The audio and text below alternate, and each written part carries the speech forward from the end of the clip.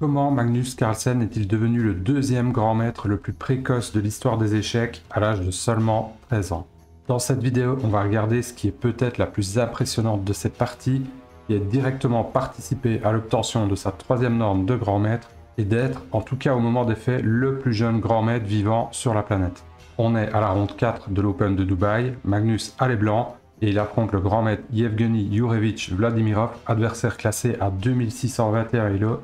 Carlsen ouvre avec le coup E4, C5, donc défense sicilienne, et après l'échange typique en D4, après cavalier F6, cavalier C3, les noirs jouent D6 et fou G5, l'attaque Richter-Hauser de la défense sicilienne.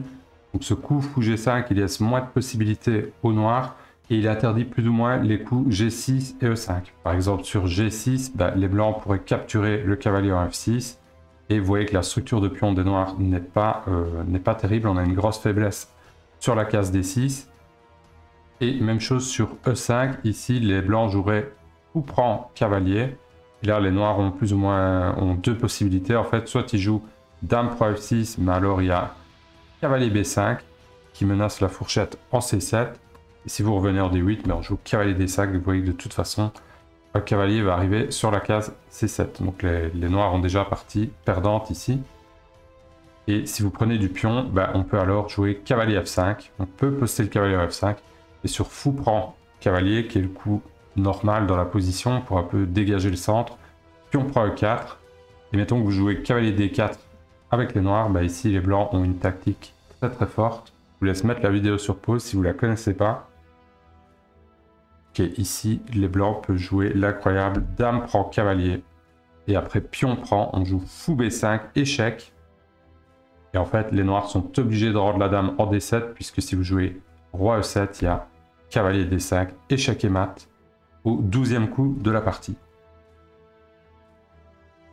Donc, le coup principal dans cette position, c'est E6.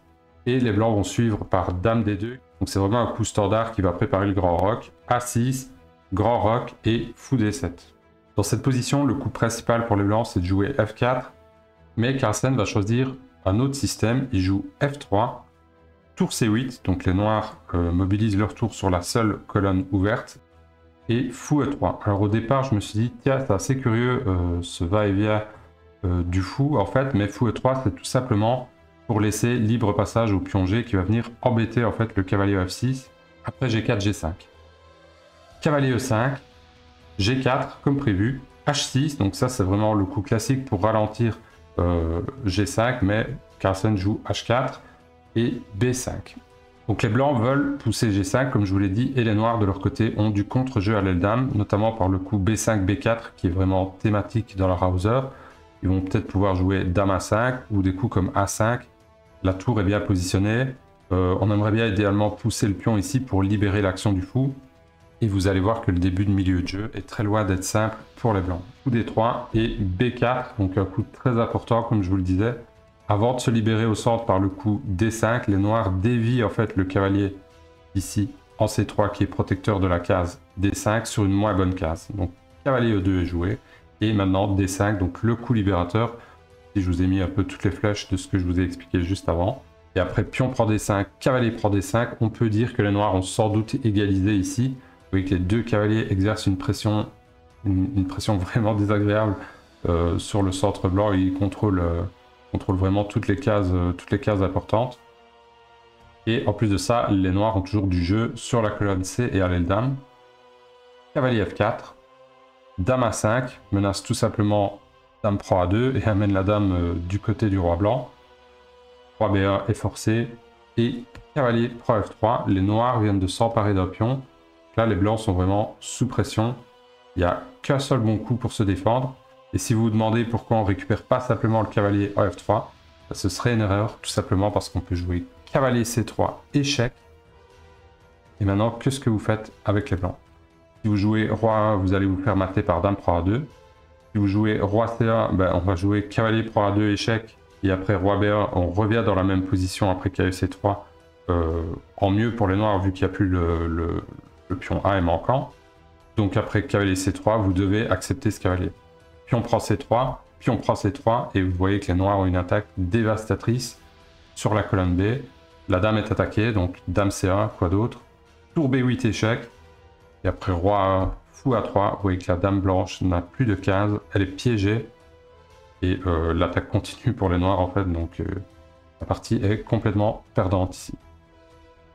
Retour à la partie, Carlsen garde son sang-froid et joue très précisément dame F2, et après cavalier prend fou, dame prend cavalier, cavalier prend D4, dame prend cavalier. On a eu un gros échange généralisé au centre, et maintenant les noirs jouent dame C5, très bon coup.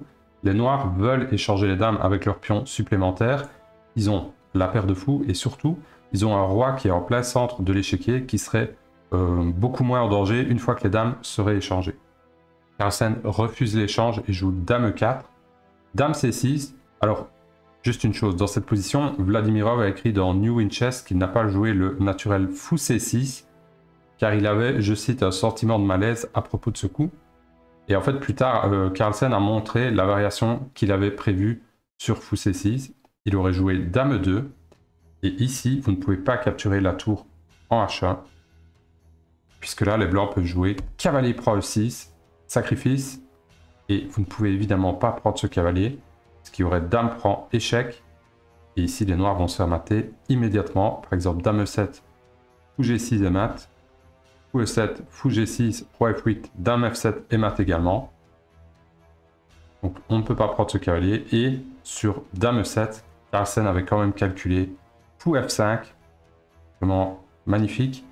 Ici de nouveau vous ne pouvez pas prendre puisqu'il y aurait fou G6, et en fait vous allez devoir rendre la dame, donc vous perdez. Et sur un coup normal comme fou C6, en fait il n'y a pas de parade à la menace tour D8. Vous allez me dire mais tour D8 on va recapturer, bah oui mais tour D8 échec. Si vous prenez de la tour, il y a cavalier C7 qui fait échec et mat. Vous voyez que la dame en E7 est clouée, c'est terminé. Et si vous prenez de la dame, bah, vous allez simplement vous faire mater par cavalier C7 également. Donc mat imparable après fou F5, à moins de rendre la dame.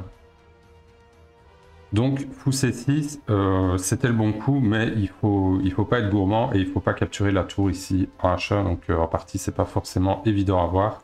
Vladimirov a joué dame C6 et de nouveau Carlsen décline l'invitation des noirs d'échanger évidemment, il joue dame E2, donc il garde les dames sur l'échiquier. A5 et cavalier H5. Alors ça c'est un coup super important qui empêche en fait les noirs de sortir leur fou qui est en fait tenu à la défense ici du pion G7, vu que les blancs viennent d'attaquer le pion G7. Et en fait ça maintient le roi noir au centre de l'échiquier. Vous allez voir que ça va très vite mal tourner pour les noirs. A4, donc le contre-jeu des noirs, il y a les dames, on pousse les pions du côté dame. Tour F1, Carlsen mobilise sa dernière pièce inactive vers le centre, vers le roi adverse. Tour C7, donc ça c'est pour protéger indirectement, vous allez voir, la case F7. Dame F2, menace de mat en F7. Ou C8, donc maintenant on comprend que la tour en C7 protège du mat. Et là de nouveau, Magnus va trouver le coup qui fait la différence, c'est dame D4. Attaque une deuxième fois le pion en G7. Et en fait, il n'y a pas vraiment de défense ici pour les noirs. Si vous jouez tour G8, ben on joue fou H7, donc on vient attaquer la tour et de toute façon on va capturer ce pion en G7, sans doute du cavalier. Il y a aussi une autre menace dans cette position, par exemple si vous jouez F6, dès que le fou blanc en fait bouge, par exemple fou G6 échec, en fait ça libère, c'est la deuxième menace du coup dame 4, c'est que ça libère l'action de la dame, l'action de la batterie sur la colonne D, et en fait vous menacez de venir donner mat sur la case D8. Il y a des tactiques comme ça où on peut jouer fou B5, les noirs doivent prendre le fou et on vient mater en D8. Donc les noirs finissent par trouver la meilleure défense, ils jouent tour D7 pour bloquer toutes les menaces sur la colonne D. Le problème c'est qu'on peut prendre en G7 du cavalier, donc avec échec, on gagne un pion, fou prend, dame prend, attaque la tour, tour F8, pas le choix, dame prend H6, les blancs ont récupéré un pion d'avance, ils ont deux pions passés liés ici du côté roi, vous voyez que les pièces sont toujours, frappent toujours le roi qui est en plein centre de l'échiquier, la dame est très bien placée, le fou aussi, bref, la partie est gagnante ici pour les blancs. Les noirs jouent B3, ils tentent le tout pour le tout. A prend B3, pion prend B3 et simplement C prend B3. Les noirs jouent fou H6 Et Carlsen décide d'échanger en A6. Et après Dame prend A6. Un des derniers coups de matraque de la part des blancs, c'est Dame F4. Donc, simplement pour libérer le passage pour les pions, mais également pour menacer Dame B8 échec.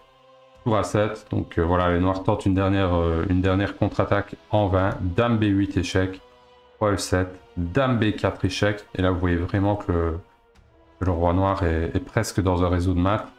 Et dans cette position, les noirs abandonnèrent. Pourquoi? En fait, il y a une suite forcée après roi E8. Qu'est-ce qui se passe ici? Ben, les blancs vont simplement jouer tour D8 échec, donc on attire le roi. Mais pseudo-sacrifice, donc on récupère immédiatement la tour avec échec. La dame s'infiltre, roi C7, et je vous montre un peu une variante. Tour C1, échec. Et mettons roi B6, je vous montre juste une variante qui est assez jolie. Dame C5, échec. Roi B7, dame C8, échec. Roi B6, et là on a envie de jouer tour C6, mais dame C6, échec est beaucoup plus fort.